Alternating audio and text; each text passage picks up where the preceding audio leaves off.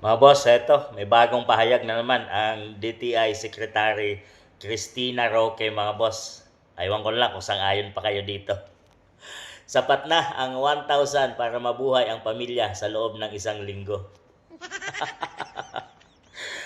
Katapos ng kanyang 500 peso Noche Buena ay sapat na raw yun para sa mamamayang Pilipino, mga boss.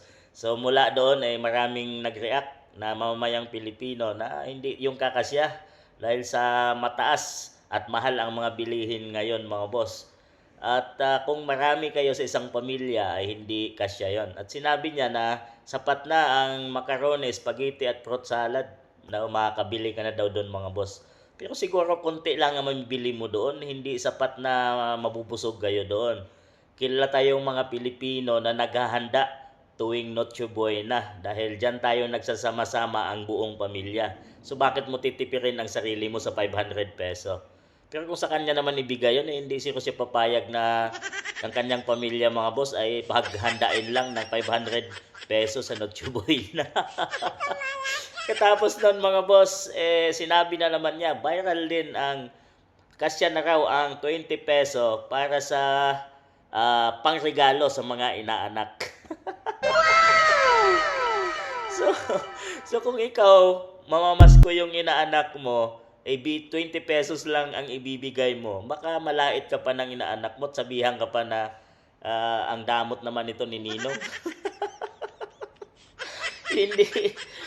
Ang mga bata ngayon, mga boss, hindi natatanggap ng 20 peso na magiging pamasko mo. At kakahiya naman, nabigyan mo ng 1 year, inaanak mo, bigyan mo ng 20 pesos sa loob ng isang taon. Grabe naman.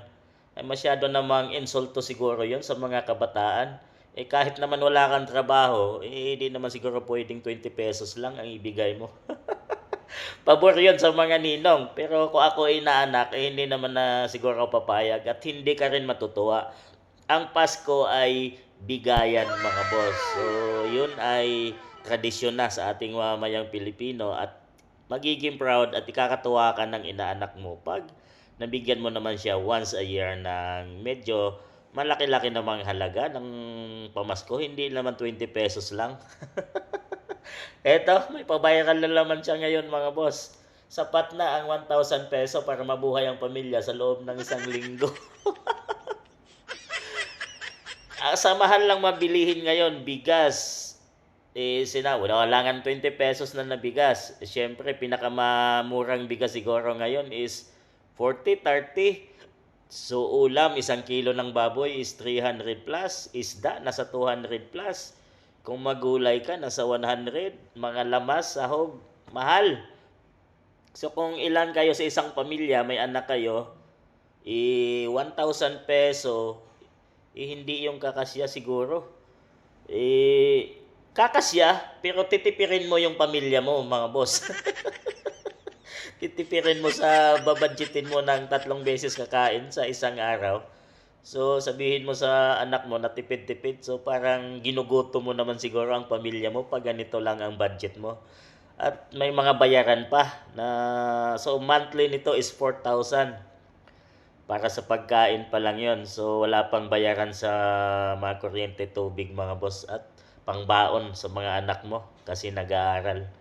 Mga projects pa nila. So, grabe naman ang pagtitipid na ng DTI Secretary Cristina Roque sa mamamayang Pilipino.